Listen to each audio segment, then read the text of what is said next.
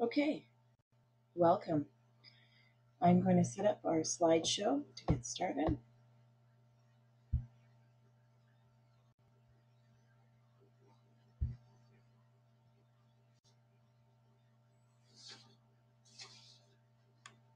Hi, my name is Mary Neal, and I am a teacher in the Peel District School Board. I teach grade kindergarten to grade 5 physical education. You can reach me at Mrs. Neal0 on Twitter or by email mary.neal@plsb.com. Today's session is called Help Self-Regulation in PE. We're going to be using Twitter today and Tozzle to answer questions on the back channel. So if using Twitter, you use hashtag selfregpe or hashtag PhysEd Summit 3.0 or PhysEd Summit. That's fine. My name again on Twitter is at Mrs. Neal0. So go ahead and answer the 3 questions I have on this page. What country are you from? What field are you in? And what age or grades do you teach? And I'll just talk while you're doing that. So many great ideas for student learning in PE are available to teachers. But how can we ensure our classrooms and communities foster safe, welcoming learning environments? What can we do to restore trust and reassure students we'll be safe in our classrooms? Great learning comes only after students feel safe. Participants will share ideas around classroom routines and climate and behavior management strategies.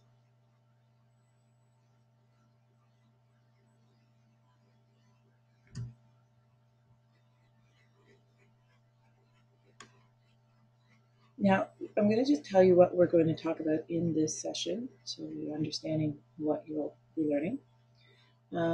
I will be focusing on a couple of resources I used this summer.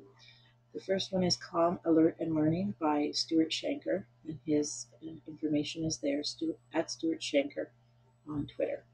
And the second is the Pre-Referral Intervention Manual, PRIM, which probably is available with your principal. Both are available online. And if we have time, I'm going to be talking about self-regulation apps. So first, we'll talk about what is self-regulation and the viewpoints between misbehavior and stress behavior. We'll investigate tools to create positive climate and help students to calm down or to become alert for learning. And we'll explore cultural diversity. We're going to apply the knowledge that we learn in the workshop right away, and we'll be doing that on Twitter with some feedback. And we will review possible answers for our questions from the PRIM manual. And as I said, we're going to touch on technology. So in the spirit of regulating ourselves and calming down, I'm going to go through an exercise with you. You can see a screen that gives you some quick calm breathing techniques. And that is from an app called Mind Shift. I'm not actually going to play it for you right now, but I am going to play my Tibetan singing bowl at the side. And by playing that, if you intentionally listen to that sound and try to filter out anything else, you'll kind of feel what calm is. So think about just listening to the sound and beginning some deep, slow breaths through your nose, holding it, and then releasing it.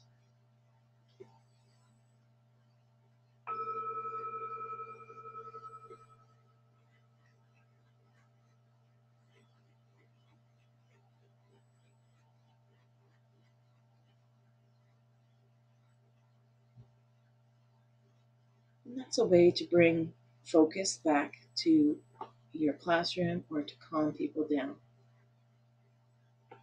The other thing in that picture is called a tingsha, and Neela Steele introduced me to those. So I enjoyed going shopping for some new things to be mindful. Okay, here's our next Twitter question. It's on your viewpoint.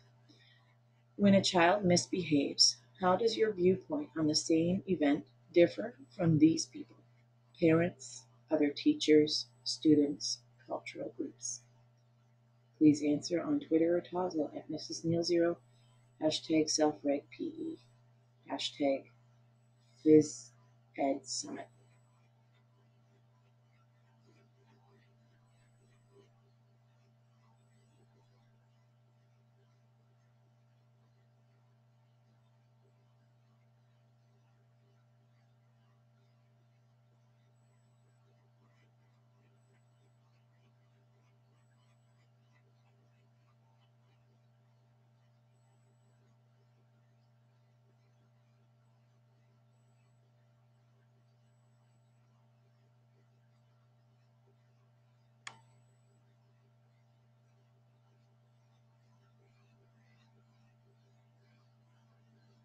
All right, 10 seconds more.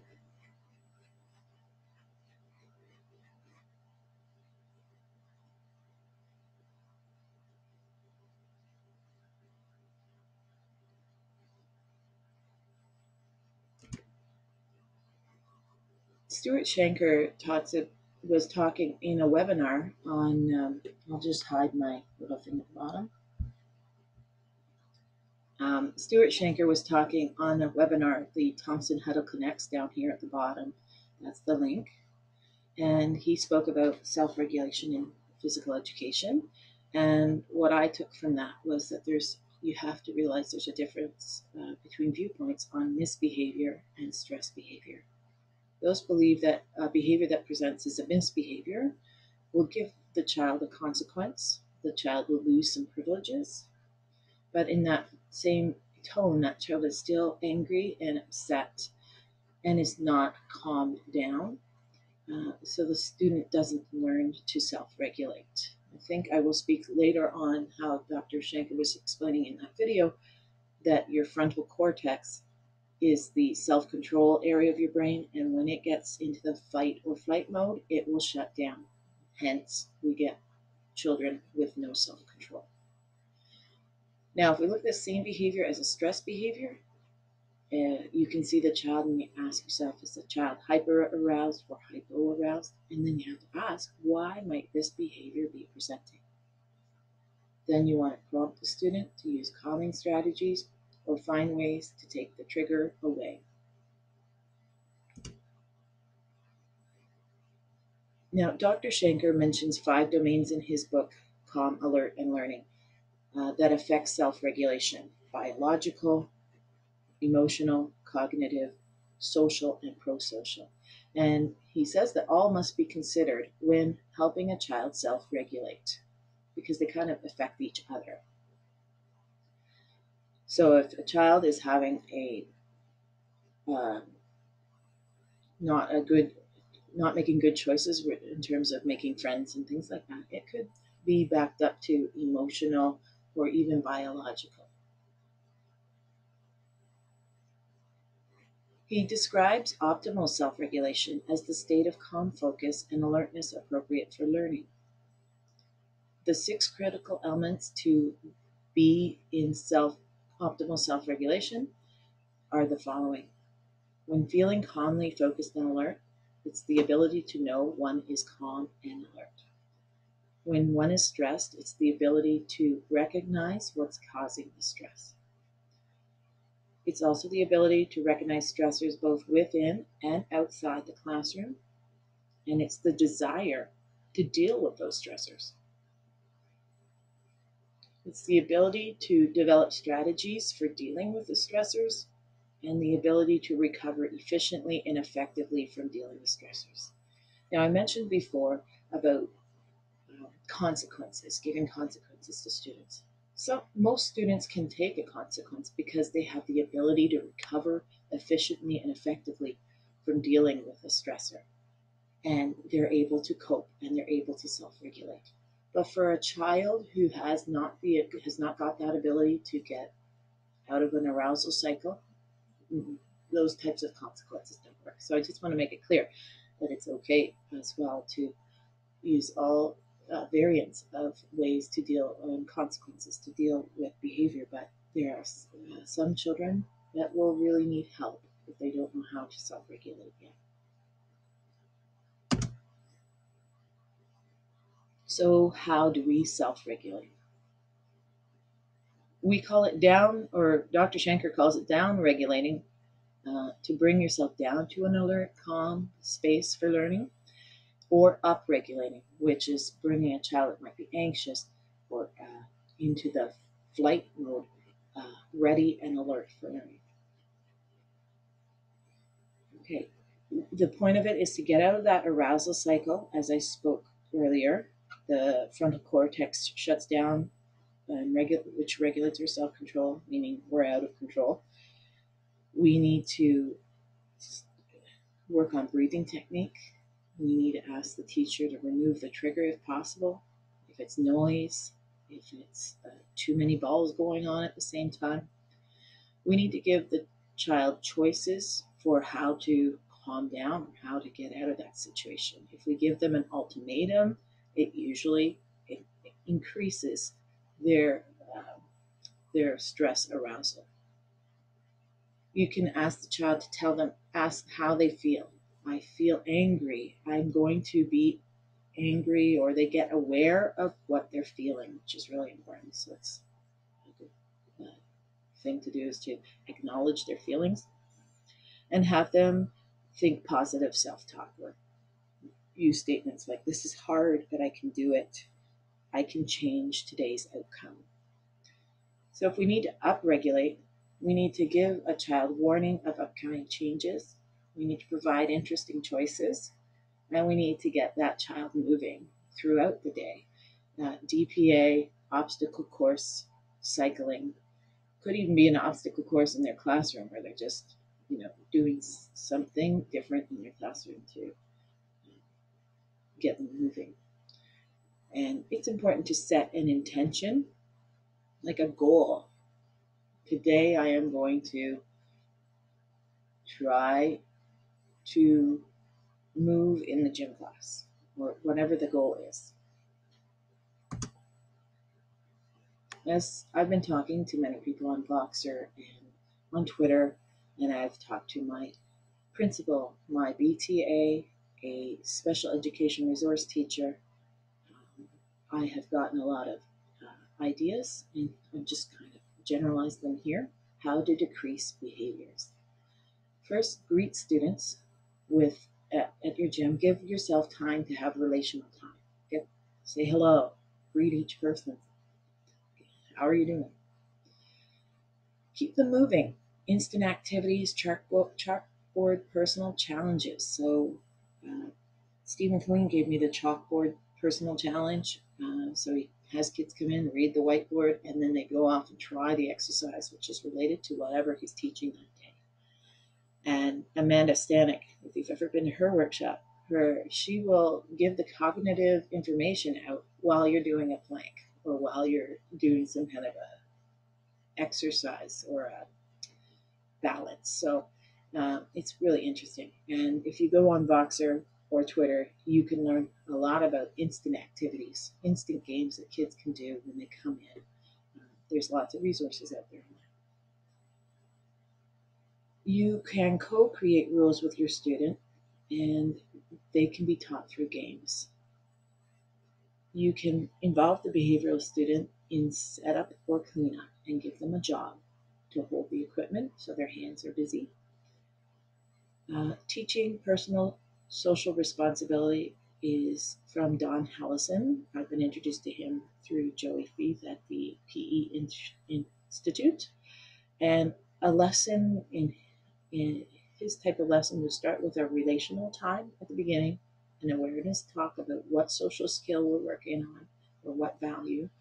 And then we work on that skill in our physical activity of the day. And then you reflect on it. Be clear in your why, what, how of lesson, because if a child does not understand what they are doing or why they are doing it, this may lead to being off task. and give them an autonomy. It's ideal if students can choose an activity so they feel like they have some ownership and they have some choice as to what they can do. Provide a quiet, cool-off area in your gym for anyone, but have it there so that they can do their self-regulation and then rejoin when they're ready. At our school, we do Kelso's Choices. It's a great visual tool for English language learners and elementary students. It gives students choices for solutions so that they have a lot of choice to figure out how to solve a problem. And it's used throughout our school at recess. It's a common language. And I took the picture from Osama at Osama13 on Twitter. And it's just easy to read. It's friendly, and they are great suggestions.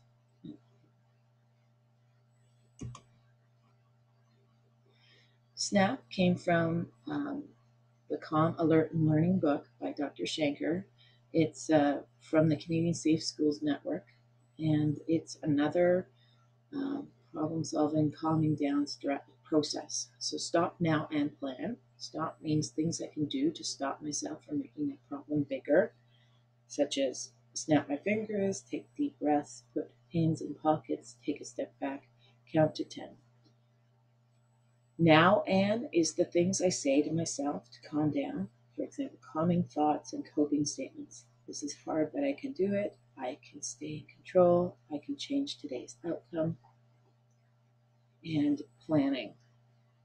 Planning is making a plan so that what I can do to make this problem smaller, not hurt myself or others, and make me feel like a winner.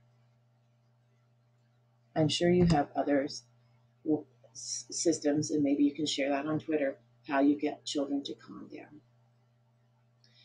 Mel Hamada, you can see her Twitter handle there, MJ Hamada.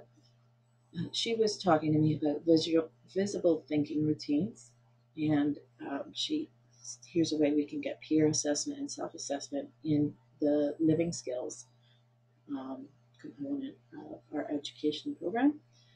You can have peers assess their group and how they're working together, building an awareness of how they apply their social skills. You can put yourself in others' shoes, do an activity where you switch roles, and you can build empathy. Kids can journal about their activities, and I'm sure my friends on Twitter have different ways that we could record that self-reflection. Please share that on Twitter on the back channel. Now I'm going to talk about safety rules for teaching environments, student, classmates, and the teacher. And thanks to Mike Graham for this great rule of the gym. It's brilliant and well laid out.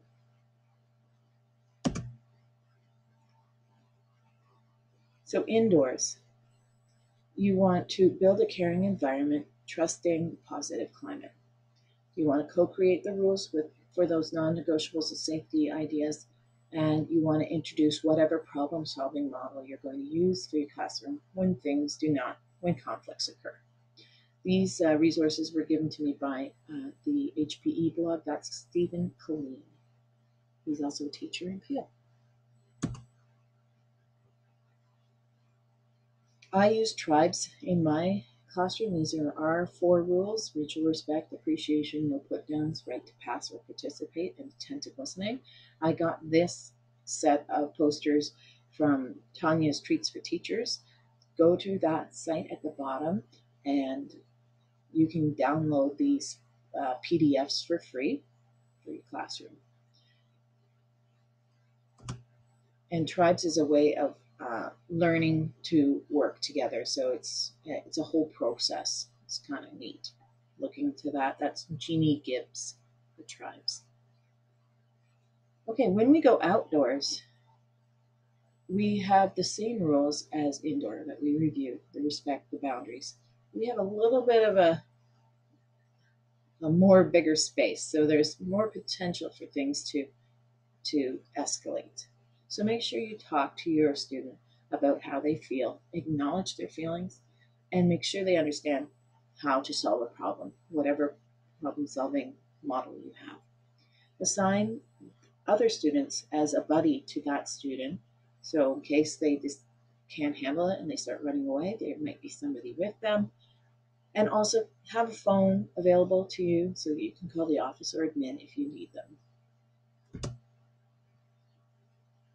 So the student who needs a safety plan, he needs a place or she needs a place to down regulate. The student needs to try their stop now and plan or whatever common strategies they have. It's important that all teachers communicate with each other. So any teacher that sees the student and, the behavioral teaching assistants, the special ed teachers, that we all communicate. And really key is to communicate with the parents. How can we help this child be successful? And what triggers might the child have? And what has, if anything, has worked in to calm the child? And incidents do happen, so we need to consider the safety of the classmates. So first, when they happen, ensure the safety of the students, and then rebuild the trust. You rebuild trust by having the students practice the I feel statements. I feel scared when I get pushed over, etc. I use a stop and rethink form where the child who displays a behavior has time to think about the behavior, how it affected our agreements of the gym, and how it made others feel, and how it can be changed in the future. And community circles are a part of tribes where you have everybody sitting in a circle facing each other, so everyone can see one person speaking at a time, and you get to share your concerns and share possible solutions to problems in a respectful way. Teachers, you should also have a teacher buddy somewhere that's close to the gym or close to your outside space, where it could be a holding room for the student who needs to down regulate, or for the class if the student is having a moment of being out of control and is creating a safety hazard for students. So set that up at the beginning of the year so that you know it's there. You may never need it, but it's good to have just in case. So safety tips for the teacher are to build relationships with your students. Greetings, hallways, you can catch them doing something good. Model self-regulation for your students. Remain on an even keel, even when a child is out of control in the class. Try not to rise to that. Try not to get angry with that. And remain even and respectful and speak with the facts. That will help them calm down. Social media, just be professional on social media because anybody can see it. Keep your hands off students.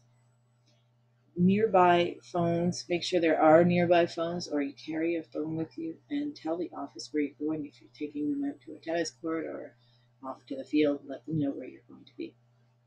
And document everything. Even though it seems minor, you might want to write it down, and you then also have a record of behaviors and what happened before the event is a good idea. ABC, antecedent, is what happens before the event, the behavior itself, and any consequences we put in place, and how that all turned out. What was the outcome from that? Was it a positive situation, or did the consequence not help?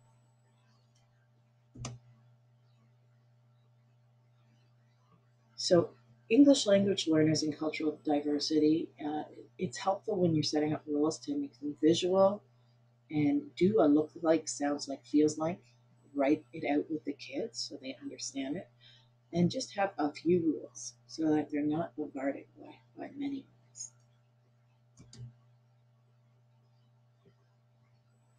As I mentioned before, I use a Google form, but my students can use the voice to text option by pressing the microphone, and so they get to speak out what they need to share about their behavior. You can buddy the student with a person who can speak in the home language, and they can speak in the home language during class and find out a strategy to win the game or whatever. Or if they need to explain, um, what this next exercise is going to be, they can do that in their home language. And it moves quite quicker and it makes that child feel safe and comfortable. Model proper behavior. So what you want them to see, you should model it. It's called interactive modeling. I've been introduced to that from Rachel Atzert on Twitter, and the website is below. So to learn how to do the 7 steps of interactive modeling would be good.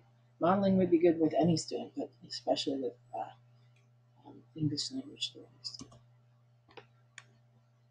So you can have your student discuss at home and compare the rules at home, at their place of worship, and in the community, so that they get a sense of what the rules are, and they can talk to you about what the rules are in their places of worship in their lives.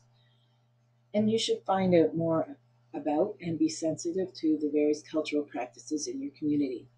One way you could do that is to host a family fitness night, open house, and build community relationships, or inform people about your co-created expectations or your physical education program. And you can help build that relationship between our parents and our program school. There are 2 people here I would recommend getting in touch with about Family Fitness Night. Aviva Rosenberg is a PL teacher. You can reach her at FIA on Twitter. And Ted, his life is athletic. Communication is key. So keep the positive conversation going with parents. Work with them as a team to solve problems or problem solve. Again, talking to your classroom teacher or your designated early childhood educator, and it's an ongoing conversation, fluid all the time. Special education teachers, behavioral teaching assistants have great ideas. Principals should know about anything that you're probably going to be talking about with parents. They might want to know. The student themselves, and here's the key. We can't be talking about the student. We need to talk with the student to make sure that they're going to learn anything from self-regulation. So remember to include the student in on these conversations, in on the problem solving. Classmates, continue talking with them in a community circle. It's a great way to feel the pulse of your class.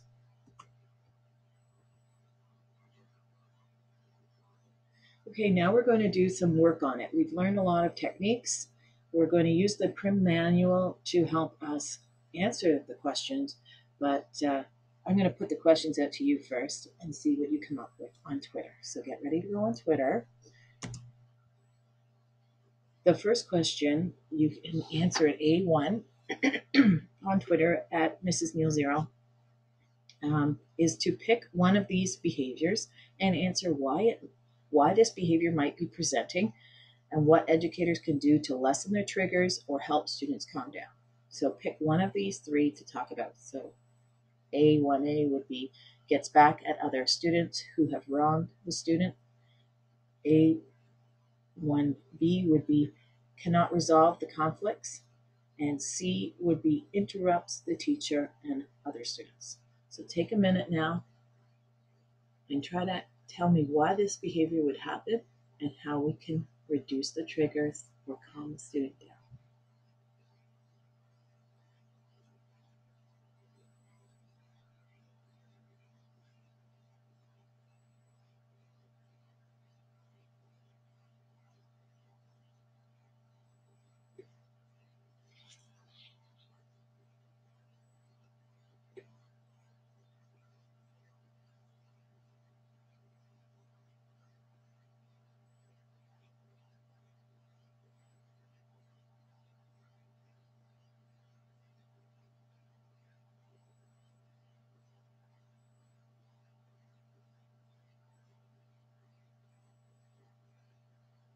Okay, let's see the answers. When a child gets back at others when he feels someone has wronged him, you can work on developing their coping techniques, walk away, deep breathing. You can use role play to explore the situation and discuss alternative solutions. They may not be able to advocate for themselves, so again, teaching that personal problem solving skills. Be calm and neutral and acknowledge the student's feelings. And they may associate bad feelings with being bad. Remind the student that him or herself is good, but the choices we make sometimes can be poor or good. The person does not demonstrate the ability to resolve conflicts. So maintain mobility in your classroom. Don't force the student to interact with people they're uncomfortable with. Treat the student with respect, again, talking in an objective manner at all times. Give them a variety of ways to solve conflict: withdrawing, reasoning, calling in an arbitrator, apologizing, compromising, allowing others the benefit of doubt. This is where Kelso's choices comes in nicely. Explain that it's natural for conflict situations to occur, but it's more important about how they react to the situation. And explore appropriate solutions that could be used to solve such a problem. I'm just going to let you know that there are many other um, points in the prim that could give you an answer. These are just the ones that I pulled out, which is kind of neat. You could pull out the ones that will work, you think, for you. And if it doesn't work, you can go back, figure it out. So if a student interrupts the teacher or other students, keep the student engaged in activities that they like so they won't interrupt. Give clear, concise, brief instructions. Acknowledge the student's presence and his need to talk. So just a minute, smile and nod. Um, I'm going to go down to the periodic student self-check-in, just double check how you're doing. And having another student or yourself give him a cue when the student is interrupting, like a hand touch or something that he predetermines is his cue that, oh, I'm interrupting, so that he builds an awareness about the interruptions. Encourage that student then to wait when he feels the urge to interrupt. And I'm sure you've heard of this rule: talk to three before you talk to me. It's a good rule to scaffold them into waiting. So our second work on it question is regarding motivation. Similar idea where you're going to answer the why did the behavior might have happened and what we can do to reduce it. Here are the question two behaviors that you're going to think about. A child physically runs away from problems or class. A child blames others for equipment or mistakes. Blames others or equipment for their mistakes. And C, the child ignores consequences of their behavior. So answer on Twitter or Tozzle at Mrs. Neal0, hashtag selfrightpe. I'll give you another minute and a half.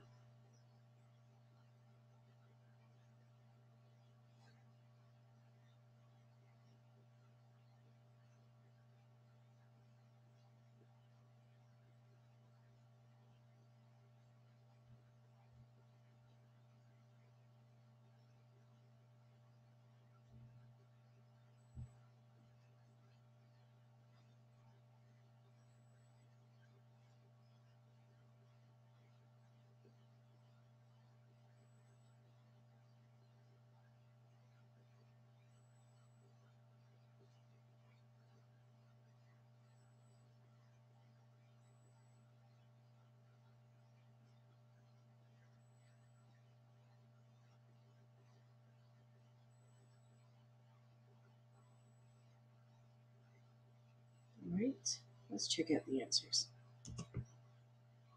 In motivation, if a child physically runs away, reduce stimuli that might, visuals in your classroom or noise or lots of balls that may contribute to the running away. Provide a quiet space that is an alternative to running away. Find out what their favorite activities are. Modify the task to prevent frustration and anger. So maybe the task is too hard. Intervene early to prevent the upset that would cause a student to run away. And talk to the student when they're not stressed about a plan to cope with that type of stress in PE, the unpleasant experiences.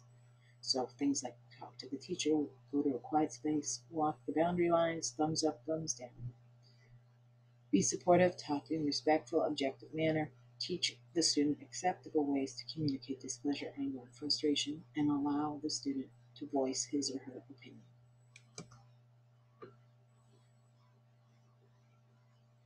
Okay, so this student blames other people or materials to avoid taking responsibility for mistakes. Try to reduce the stress of being in a competition. So instead of competition, work on cooperation, cooperative games. Give assistance if he indicates a need for help. Give tasks again that are initially going to be successful for them and gradually increase the level of difficulty, and make sure your instructions are clearly stated and you can have the student repeat the instructions. Help the student feel comfortable coming to you for assistance by listening and helping. So if a student starts blaming, calmly present the student with the facts and encourage them an open and honest line of communication. And avoid arguing with the student. Just simply explain that he's not being completely honest about a situation, but only if you have proof on it. So just being honest and calm. So a child who ignores the consequences of the behavior, well, structure your environment to limit that. Keep them engaged in student activities. Give them student voice over the activity. Give them a helper job. Remind students to stop and think as they begin to act without thinking first. So some kind of calming process like snap. Help the student realize all behavior has negative and positive consequences. Provide choice to the student, allowing him to practice choosing positive behaviors. Discuss consequences before the activity.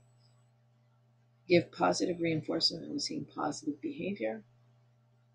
Each time a consequence is delivered, have the student explain why she thinks that happened, and maintain a routine that will minimize the erratic or impulsive behavior. Okay, question 3. Work on it. Pick one of these behaviors, tell me why it might be presenting, and how we can reduce the trigger. Demonstrate inappropriate behavior in a large group, or doesn't demonstrate appropriate behavior in group games. You have a minute and a half on Twitter or Tazo.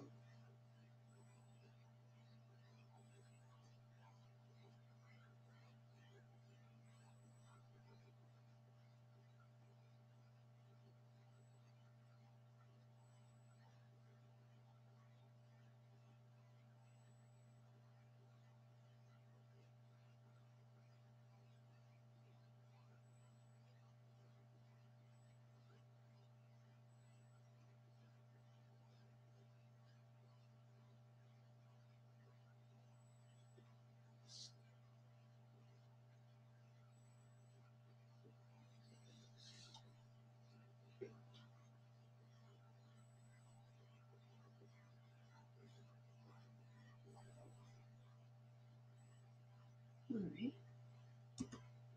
Here are the answers from the Prim Manual. For a student who demonstrates inappropriate behavior in a large group, give the student responsibilities in the group. Give them the choice of activity. Make sure they understand directions for the activity. Play inclusive games for introduction so student can get to know who they're working with. Ensure ample personal space for the activity. And plan an alternate activity if the student cannot handle the group activity. Allow student to have breaks. Praise the positive. And frame your feedback so it's not threatening. For example, a better way you can do that, or how else can you do this? How can you show me a different way too? This student doesn't demonstrate appropriate behavior in group games. Have a peer model the game. Have the student question directions and anything he doesn't understand. Have the student practice the appropriate interactions with the teacher in the games. Assign students with desirable social skills with the student in the games. Try cooperative versus competitive. Teach the problem-solving skills and calming techniques so they can better deal with problems and interactions during games. Establish a set of behavior rules for group games and practice. Like in the lead-up game, follow those rules. For example, following rules, take turns, making positive statements, work as a team member, follow team names. Encourage a student to use SNAP, Kelsey's choices, or other uh, processes to help them self-regulate in the game.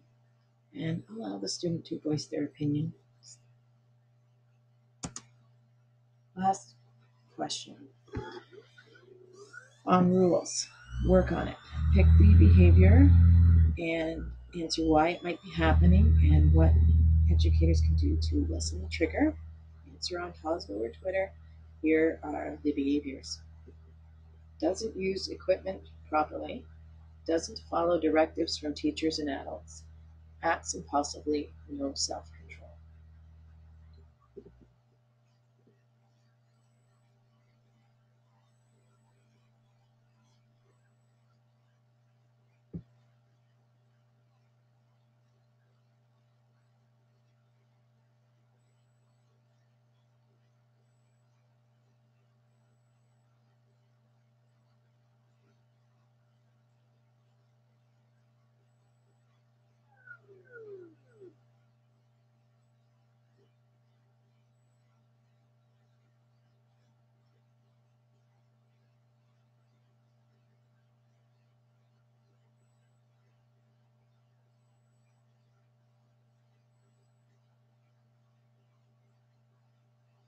All right, here are the answers. When they don't use equipment properly, choose a peer to model proper use of equipment. Have student repeat instructions of proper use of equipment. Establish a routine to organize and use the equipment. And reinforce that those that use the equipment properly and have the student help with the setup and the cleanup. Does not follow directives from teachers and other school personnel. Give the student a responsibility at the beginning of each directive. Have them verbally repeat the directive. Give positive feedback as they follow directions. Maintain professional relationship, not adversarial. It will be helpful for us if we keep it professional. Be consistent. Provide options to make the student choose. Intervene early to prevent the contagion effect with other students. Chunk your instructions step by step. Interact with student frequently to check compliance. And be consistent throughout the school with the enforcement of rules. And add incentive statements. You may have free time when you finish cleaning up the basketballs.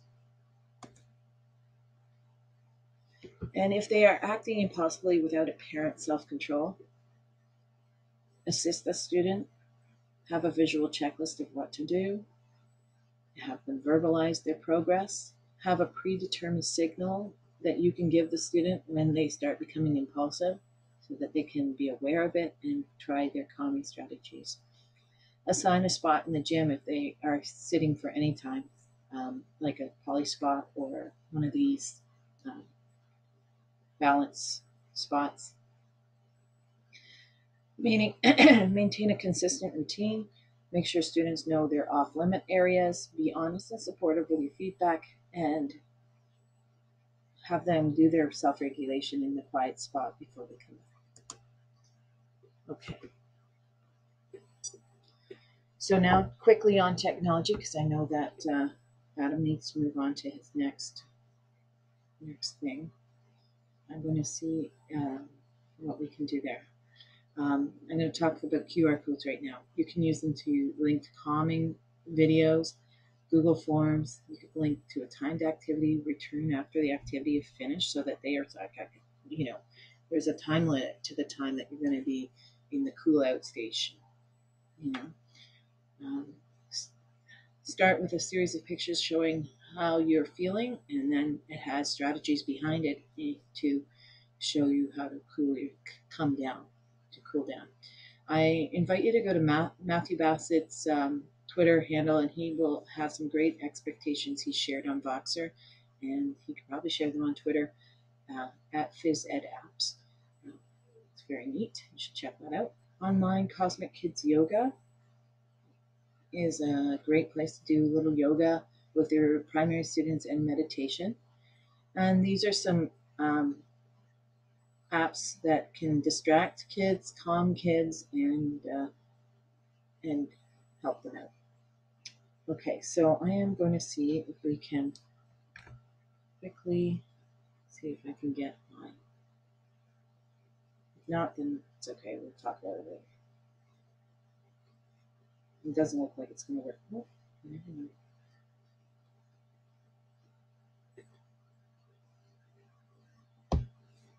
I'm going to not use the technology today as it doesn't. Oh, there it is. Maybe I can. Okay, there's the air server. Woohoo! So the relation apps are here. Mindshift is the one that has many different things for people with anxiety. It has so many things you can pick from to help a child become more aware and how to handle themselves. The Smash gym where you get a kid who needs to throw equipment. No, I don't want to throw the equipment. I want you to smash the TVs. Just something to, quickly get them out of that. It's kind of cute and cool. You can set up a timer. This is what we're going to do, and then do the timer. You can have a task. This is so they can anticipate what's going on. And first you need to put your shoes on, then you get to play. So that's kind of cool. My stop form is on Google. You can make it easily. And my students will fill it in.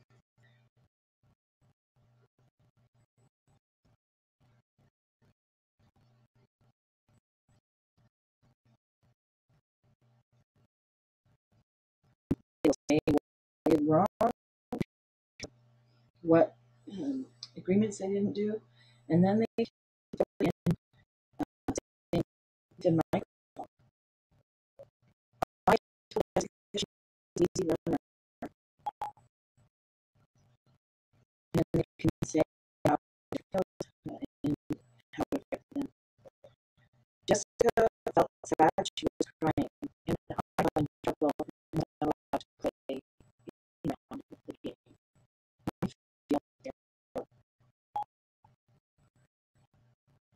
And I felt like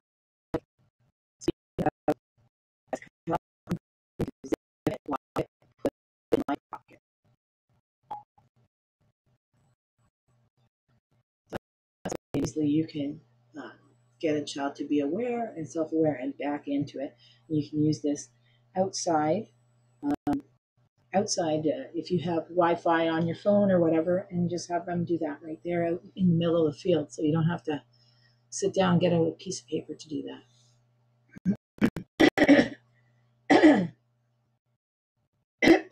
Teeny tiny Ohm. You might want to check it out for a quiet corner and have kids create their own activities.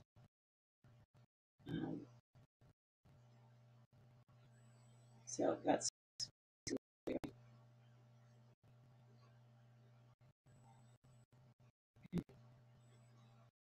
so then they have a set of yoga poses that they're going to do, which is kind of neat, and they can become self-aware of their body. I have run out of time. I thank you all for giving me the opportunity to talk to you this morning. Thank PhysEd Summit team for bringing me here. I am going to show you my sources while I say my thank yous. Okay, and I can be available right now for another 15 minutes to answer any questions while on Twitter or Tozzle. So again, thanks very much, and sharing is caring. Have a great day.